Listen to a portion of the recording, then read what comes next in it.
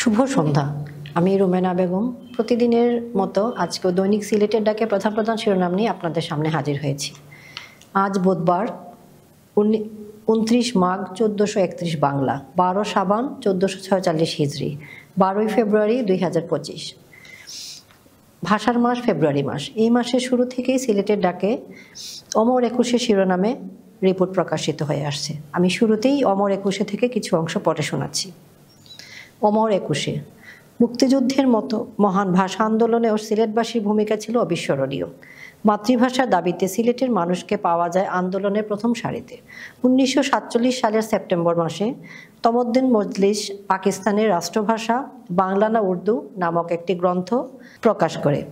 একই বছরের 9 নভেম্বর কেন্দ্রীয় মুসলিম সাহিত্য সংসদের সভায় মুসলিম চৌধুরী বাংলার পক্ষ থেকে প্রবন্ধ পাঠ করেন। সংসদের সাধারণ সম্পাদক ও আল ইসলাহ সম্পাদক মোহাম্মদ নুরুল হক সক্রিয় হয়ে ওঠেন বাংলা ভাষার দাবিতে। সংসদের সাথে সংশ্লিষ্ট বুদ্ধিজীবীদের নিয়ে 1947 সালে 30 নভেম্বর আয়োজন করা হয় সুধী সমাবেশের। খ্যাতনামা সাহিত্যিক ও অনুবাদক মতিন উদ্দিন আহমদের সভাপতিত্বে সেই সভার মূল আলোচক ছিলেন বরেণ্য সাহিত্যিক সৈয়দ মুস্তফা আলী। পূর্ব পাকিস্তানের রাষ্ট্রভাষা বাংলা না উর্দু হওয়া উচিত শীর্ষক সভায় সৈয়দ মুস্তফা আলীর সেই ভাষণ পরে আল ইসলাহ ও কলকাতা থেকে প্রকাশিত চতুরঙ্গ পত্রিকায় প্রকাশিত হয়। তমদ্দুন মজলিসের মুখপত্র সৈনিকের কিছুদিন আগে থেকে সিলেটে প্রকাশিত হয় সাপ্তাহিক নবেলাল। বিশিষ্ট রাজনীতিবিদ মাহমুদ আলীর পরিচালনা ও দেওয়ান মোহাম্মদ আজরফের সম্পাদনায় প্রকাশিত নবেলাল শুরু থেকেই রাষ্ট্রভাষার পক্ষে বলিষ্ঠ ভূমিকা রাখে। সে সময় ঢাকা থেকে প্রকাশিত কোনো দৈনিক ছিল না। 1948 সালের 11 জানুয়ারি পাকিস্তানের যানবাহন ও যোগাযোগ মন্ত্রী আব্দুর রব নিশতার সিলেটে আসেন। সিলেট মুসলিম ছাত্র ফেডারেশনের আব্দুস সামাদ আজাদের নেতৃত্বে এবং মহিলা মুসলিম লীগ জেলা শাখার সভানেত্রী জুবেদা খাতুন চৌধুরীর নেতৃত্বে একটি মহিলা প্রতিনিধি দল মন্ত্রীর সাথে সাক্ষাৎ করে রাষ্ট্রভাষা বাংলার দাবি জানান। সে বছরই সিলেটের মহিলারা পূর্ব পাকিস্তানের মুখ্যমন্ত্রী খাজা নাজিম উদ্দিনের কাছে জুবেদা খাতুন চৌধুরী, সৈয়দা শাহরা বানু, সৈয়দা লুৎফুন্নেসা খাতুন, সৈয়দা নাজবুন্নেসা খাতুন, রাবেয়া খাতুন সহ প্রমুখ নারী নেতৃবৃন্দ স্বাক্ষরিত একটি স্মারকলিপি পাঠান। 1948 সালের 23 ফেব্রুয়ারি পাকিস্তান গণপরিষদে প্রধানমন্ত্রী বাংলা বিরোধী বক্তব্যের প্রতিবাদে 11 মার্চ দেশে ধর্মঘটের ডাক দেওয়া হয়। এর আগে 8 মার্চ সিলেটের গোবিন্দচরণ পার্কে, বর্তমান হাসান মার্কেট নামে পরিচিত, তমদ্দুন মজলিস ও জেলা মুসলিম ছাত্র ফেডারেশন একটি সভা আহ্বান করে। আয়োজিত সভার সভাপতি ছিলেন মাহমুদ আলী, কিন্তু ওই সভায় বাংলা ভাষার আন্দোলনের বিপক্ষে লোকজন হামলা চালিয়ে সভা পণ্ড করে দেয়। বিরোধীদের হামলায় মকসুদ আহমেদ নামের এক তরুণ কর্মীর মৃত্যুর গুজব শহরে ছড়িয়ে পড়লে প্রতিবাদে 10 মার্চ আরও একটি সভার আহ্বান করা হয়, কিন্তু জেলা ম্যাজিস্ট্রেট শহরে 2 মাসের জন্য সমাবেশ নিষিদ্ধ করে দেন। যত্রতত্র গাছ কাটা নিয়ে হাইকোর্টের একটি রায়ের ভিত্তিতে আজকের সিলেটের ডাকে সম্পাদকীয়। গাছ কাটতে অনুমতি। গাছ কাটা যাবে না অনুমতি ছাড়া। গাছ কাটার আগে সুনির্দিষ্ট কর্তৃপক্ষের কাছ থেকে অনুমতি নিতে হবে বলে রায় দিয়েছেন হাইকোর্ট। এ বিষয়ে জারি করা রুল যথাযথ ঘোষণা করে সম্প্রতি হাইকোর্ট বেঞ্চ এ রায় দেন। আদালত রায়ে বলেন, দেশে দিন দিন তাপ বৃদ্ধি পাওয়ায় অধিক সংখ্যক গাছ সংরক্ষণ করা প্রয়োজন। ব্যাপকভাবে গাছ কর্তন করা হলে আমাদের পরিবেশের ভারসাম্য নষ্ট হবে, যা আমাদের বেঁচে থাকার অধিকারকে খর্ব করবে। আদালত আরও বলেন, পরিবেশের ভারসাম্য জন্য যে পরিমাণ গাছ বাংলাদেশে থাকা দরকার সে পরিমাণ গাছ নেই এবং এই গাছগুলোকেও রক্ষা করা পরিবেশের জন্য খুবই জরুরি। আবারও শুরুতেই প্রথম পাতায় আমরা চলে আসলাম। প্রধান প্রধান খবরের মধ্যে আজকের গুরুত্বপূর্ণ একটি খবর হলো, গুরুত্বপূর্ণ প্রকল্প ও সংস্কারে মার্কিন অব্যাহত সহায়তা কামনা প্রধান উপদেষ্টার। প্রধান উপদেষ্টা অধ্যাপক ডক্টর মোহাম্মদ ইউনূস দেশের গুরুত্বপূর্ণ প্রকল্প ও সংস্কারে মার্কিন যুক্তরাষ্ট্রে অব্যাহত সহায়তা কামনা করেছেন। গতকাল মঙ্গলবার ঢাকায় মার্কিন চার্জ অ্যাফেয়ার্স ট্রেসি জ্যাকবসনের সঙ্গে সাক্ষাতে তিনি এই সহায়তা চেয়েছেন। ডিসেম্বর ধরে নির্বাচনের প্রস্তুতি নিচ্ছে ইসি। নির্বাচন কমিশনার আবুল ফজল মোহাম্মদ সানাউল্লাহ বলেছেন, নির্বাচন কমিশন ডিসেম্বরে ভোট ধরে সব ধরনের প্রস্তুতি নিচ্ছে। জাতীয় নির্বাচন ছাড়া অন্য কোনো প্রস্তুতি নেই বলেও জানান তিনি। গতকাল মঙ্গলবার ইউএনডিপি সহ উন্নয়ন সহযোগী 18টি দেশের রাষ্ট্রদূতদের সঙ্গে বৈঠক করে এএম নাসির উদ্দিন কমিশন নির্বাচন ভবনে সকালে প্রায় 2 ঘণ্টাব্যাপী বৈঠক শেষে নির্বাচন কমিশনার ইসির অবস্থান তুলে ধরেন। সিলেটে ডাকে সংবাদ প্রকাশের পর শাহ আরপিনে পাথর লুট ও চাঁদাবাজির ঘটনায় কোম্পানিগঞ্জ থানার 13 পুলিশ সদস্য প্রত্যাহার। দৈনিক সিলেটের ডাকে এ সংবাদ প্রকাশের সাথে সাথে সক্রিয় হয়েছে সিলেটের পুলিশ প্রশাসন। কোম্পানিগঞ্জ উপজেলার শাহ আরপিন টিলা ধ্বংস করে পাথর লুটপাট ও চাঁদাবাজির সাথে সরাসরি জড়িত থাকার দায়ে 13 পুলিশ সদস্যকে ক্লোজ করা হয়েছে। এসব পুলিশ সদস্য শাহ আরপিন এলাকায় পাথর লুট প্রতিরোধ ও পরিবেশ রক্ষায় নিয়োজিত ছিল। সিলেটের অতিরিক্ত police super crime and ops Mohammad Rafiqul Islam জানান, কোম্পানিগঞ্জ থানার এএসআই সহ 13 পুলিশ সদস্যকে বিভিন্ন দায়িত্ব দেওয়া হয়েছিল। তারা সে দায়িত্ব সঠিকভাবে পালন করছেন না মর্মে ঊর্ধ্বতন কর্তৃপক্ষের কাছে মনে হয়েছে, এ কারণে তাদেরকে ক্লোজ করা হয়েছে। গ্রাম আদালত তৃণমূল পর্যায়ে ন্যায় বিচার নিশ্চিত করতে গুরুত্বপূর্ণ ভূমিকা পালন করে। এএকেএম তরিকুল আলম।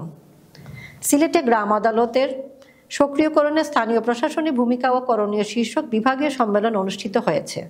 গতকাল মঙ্গলবার সকালে সিলেটের একটি অভিজাত হোটেলে সম্মেলন অনুষ্ঠিত হয়। সম্মেলনে প্রধান অতিথি হিসাবে উপস্থিত ছিলেন অতিরিক্ত সচিব ও বাংলাদেশের গ্রাম আদালত সক্রিয়করণ 3য় পর্যায়ে প্রকল্পের জাতীয় প্রকল্প পরিচালক এএকেএম তরিকুল আলম। প্রধান অতিথির বক্তব্যে তিনি বলেন, গ্রাম আদালত একটি সরকারি সেবা। 2009 সালে সরকার স্থানীয় বিচার ব্যবস্থাকে শক্তিশালী করতে জাতিসংঘ উন্নয়ন কর্মসূচি ইউএনডিপি ও ইউরোপিয়ান ইউনিয়নের আর্থিক ও কারিগরি সহযোগিতায় বাংলাদেশ গ্রাম আদালত সক্রিয়করণ প্রকল্পটি চালু করে। প্রকল্পটি শুরুর পর থেকে তৃণমূল পর্যায়ে দরিদ্র ও সুবিধাবঞ্চিত জনগোষ্ঠী, বিশেষ করে নারী ও পিছিয়ে পড়া মানুষের ন্যায় বিচার সহজলভ্য করে লক্ষ লক্ষ মানুষের জীবনকে পরিবর্তন করেছে। শেখ হাসিনার বক্তব্য আমাদের জন্য জটিলতা তৈরি করেছে। শশী থারুর। ভারতের কংগ্রেসের সিনিয়র নেতা ও পার্লামেন্ট মেম্বার শশী থারুর বলেছেন, বাংলাদেশের সাবেক প্রধানমন্ত্রী শেখ হাসিনার বক্তব্য আমাদের জন্য জটিলতা তৈরি করেছে। ভারতের রাজধানী নয়াদিল্লির ফরেন করেসপন্ডেন্স ক্লাবে সোমবার একটি বইয়ের মোড়ক উন্মোচনের পর সাংবাদিকদের সঙ্গে আলাপকালে এসব কথা বলেন তিনি। শশী থারুর বলেন, ভারতের উচিত এটা বুঝিয়ে দেওয়া যে তারা কোনো নির্দিষ্ট দল বা গোষ্ঠীর চেয়ে সব বাংলাদেশের মানুষের কল্যাণের প্রতি প্রতিশ্রুতিবদ্ধ। শশী থারুর বাংলাদেশ ইস্যুকে স্পর্শকাতর হিসেবে উল্লেখ করেন। তিনি সতর্ক করে দিয়ে বলেন, প্রতিবেশী দেশটিতে যদি শত্রুভাবাপন্ন সরকার ক্ষমতায় আসে তবে ভারত খুব ঝুঁকিতে পড়তে পারে। তিনি বলেন, আমাদের সবখানে এই ধারণা দেওয়া উচিত যে বন্ধুভাবাপন্ন প্রতিবেশী হিসেবে কোনো নির্দিষ্ট রাজনৈতিক দল বা কোনো সম্প্রদায়ের প্রতি আমাদের উদ্বেগের যে আমরা প্রতিশ্রুতিবদ্ধ বাংলাদেশের জনগণের কল্যাণের প্রতি। তিনি আরও বলেন, একটি নির্দিষ্ট দেশকে শাসন করবে আপনি কি ঠিক করতে পারেন না। আপনাকে তাদের সঙ্গে কাজ করতে শিখতে হবে এবং এটাই আমাদের করতে হবে। এক প্রশ্নের জবাবে তিনি বলেন, আমি মনে করি বাংলাদেশে যা ঘটছে তা আমাদের নিবিড়ভাবে সাবধানতার সঙ্গে পর্যবেক্ষণ করতে হবে, যেহেতু তাদের অবস্থান আমাদের পাশেই। শশী থারুর এও বলেন, আমি মনে করি না বাংলাদেশের বর্তমান অন্তর্বর্তী সরকারকে শত্রুভাবাপন্ন বলা যায়, তবে একই সঙ্গে কিছু সতর্কতাও বজায় থাকতে হবে। 16,500 গায়েবী মামলা প্রত্যাহার হচ্ছে আসিফ নজরুল। ক্ষমতাচ্যুত আওয়ামী লীগ সরকারের আমলে হওয়া 16,429টি গায়েবী মামলা প্রত্যাহার করা হবে বলে জানিয়েছেন আইন উপদেষ্টা ডক্টর আসিফ নজরুল। মিথ্যা ও হয়রানিমূলক মামলা প্রতিরোধে আইন প্রণয়নের প্রস্তাব করেছে বিচার বিভাগ সংস্কার কমিশন। মিথ্যা ও হয়রানিমূলক মামলা প্রতিরোধে একটি বাস্তবায়ন আইন প্রণয়নের প্রস্তাব করেছে বিচার বিভাগ সংস্কার কমিশন। প্রধান উপদেষ্টা ডক্টর মোহাম্মদ ইউনূসের কাছে বিচার বিভাগ সংস্কার কমিশনের প্রতিবেদন সম্প্রতি হস্তান্তর করা হয়। রাষ্ট্রীয় অতিথি ভবন যমুনা বিচার বিভাগ সংস্কার কমিশনের প্রধান সাবেক বিচারপতি শাহ আবু নঈম মমিনুর রহমান প্রতিবেদনটি হস্তান্তর করেন। পরে প্রধান উপদেষ্টার প্রেস উইং থেকে সংস্কার প্রস্তাবের সারসংক্ষেপ গণমাধ্যমে পাঠানো হয়। মোট 28 দফা প্রস্তাবের 25 নম্বরে স্থায়ী অ্যাটর্নি সার্ভিস গঠন সংক্রান্ত অংশটি মিথ্যা ও হয়রানিমূলক মামলা প্রতিরোধ বিচার বিভাগ সংস্কার কমিশনের প্রতিবেদনের প্রস্তাবে বলা হয়েছে, মিথ্যা ও হয়রানিমূলক মামলা প্রতিরোধ বিষয়ে একটি বাস্তবানুগ আইন প্রণয়নের লক্ষ্যে নিবিড় ও ব্যাপক পরীক্ষা নিরীক্ষা ও অংশীজনের সঙ্গে আলোচনাক্রমে প্রয়োজনীয় সিদ্ধান্ত গ্রহণ। ফৌজদারি কার্যবিধির 250 ধারার অনুরূপ একটি বিধান উক্ত কার্যবিধির 23 অধ্যায়ে দায়রা আদালত কর্তৃক বিচার সন্নিবেশ করা। ফৌজদারি কার্যবিধির 250 ধারায় উল্লেখিত জরিমানা ও ক্ষতিপূরণের পরিমাণ বৃদ্ধি। মিথ্যা বা হয়রানিমূলক মামলা বলে সন্দেহ করার যথেষ্ট কারণ থাকলে, বিশেষত এজাহারে অস্বাভাবিক সংখ্যক অভিযুক্ত ব্যক্তির নাম থাকলে, অপরাধ সংগঠনে কোনো আসামি সুনির্দিষ্ট কোনো ভূমিকার উল্লেখ এজাহারে না থাকলে সেই আসামিকে গ্রেফতার করা হবে না, এই মর্মে স্বরাষ্ট্র মন্ত্রণালয় কর্তৃক পুলিশের প্রতি নির্দেশনা জারি। প্রস্তাবে আরও বলা হয়েছে, মিথ্যা বা হয়রানিমূলক মামলা বলে সন্দেহ করা হয় এরূপ মামলায় কোনো আসামি পুলিশ কর্তৃক গ্রেফতার হলে পাবলিক প্রসিকিউটর বা ক্ষেত্রমতে কোর্ট ইন্সপেক্টর বা কোর্ট সাব ইন্সপেক্টর আদালতে ওই আসামির জামিনে বিরোধিতা করবে না, এই মর্মে আইন মন্ত্রণালয় কর্তৃক পাবলিক প্রসিকিউটরদের প্রতি নির্দেশনা প্রদান। শিক্ষা প্রতিষ্ঠানে হচ্ছে ইসলামিক ফাউন্ডেশনের বুক কর্নার।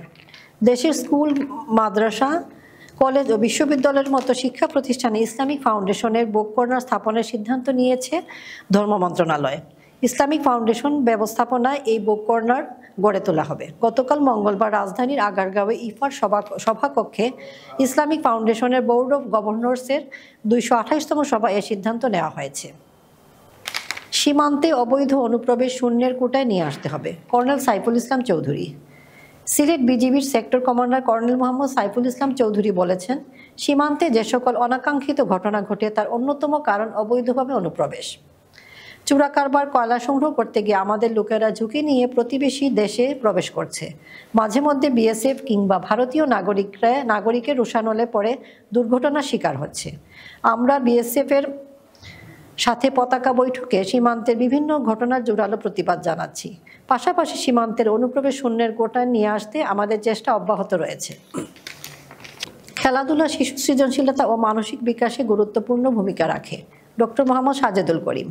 শাহজালাল বিজ্ঞান ও প্রযুক্তি বিশ্ববিদ্যালয়ের প্রো ভাইস চ্যান্সেলর অধ্যাপক ডাক্তার মোহাম্মদ সাজেদুল করিম বলেছেন, খেলাধুলা ও শারীরিক শিক্ষা এমন একটি মাধ্যম যার মাধ্যমে শারীরিক ও মানসিক পরিপূর্ণতা, সুস্থতা ও বিকাশ সাধন সম্ভব। বয়স্ক ভাতার কার্ড 4000 টাকা লেনদেনের সময় ধরা পড়লেন ইউপি সদস্য। বিয়ানীবাজারে সংবাদ সম্মেলনে জাহিদুর রহমান। বৈষম্য দূরীকরণের মাধ্যমে মানুষের অধিকার প্রতিষ্ঠা ও কাঙ্ক্ষিত উন্নয়নে কাজ করব। আগামী জাতীয় সংসদ নির্বাচনে সিলেট 6 গোলাপগঞ্জ বিয়ানীবাজার আসনে প্রতিদ্বন্দ্বিতা করার সিদ্ধান্ত নিয়েছেন গণ অধিকার পরিষদের বাংলাদেশের কেন্দ্রীয় সদস্য ও প্রবাসী অধিকার পরিষদ ইউকের সহসভাপতি অ্যাডভোকেট জাহিদুর রহমান। সিলেটের ডাকের প্রধান শিরোনামগুলো নিয়ে আজকে আপনাদের সামনে তুলে ধরলাম। এছাড়াও সিলেটের ডাকে প্রতিদিনের মতো আজ নামাজের সময়সূচি ও আগামীকালের সূর্যোদয়ের সময়সূচি। আপনারা বিস্তারিত জানতে ভিজিট করতে পারেন সিলেটের ডাকের ওয়েবসাইট www.sileterdak.com.bd। প্রত্যাশা করছি আপনারা প্রতিদিনের মতো আমাদের সাথে থাকবেন, সিলেটের ডাকের পরিবারের সাথে থাকবেন। এই শুভেচ্ছা রইল সবার প্রতি। ভালো থাকবেন। ধন্যবাদ।